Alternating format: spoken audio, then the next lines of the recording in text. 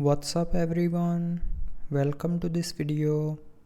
In this video I will show you how to fix the slow mobile data issue in MagicOS 8. So to fix this issue, first of all open quick settings panel and from here turn on and off airplane mode 2 to 3 times. So doing this will refresh the network signals, and after that the slow mobile data issue will be fixed. But if you are still facing the issue after this solution, then check the network signals. So if you are getting 3 or less than 3 signals, then your mobile data will not work properly.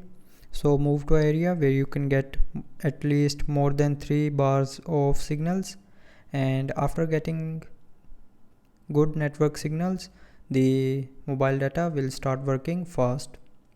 But if you're still facing the issue after getting good signals, then try reinserting the SIM card. So to do that, take out the SIM card, clean it with a clean cloth, and after cleaning the SIM card, put it back in. And after that, the mobile data issue will be fixed. But after all these solutions, if you are still facing this slow mobile data issue, then the last solution is try restarting your phone.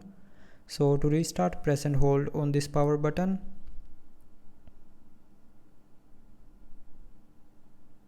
And then from this menu, tap on restart.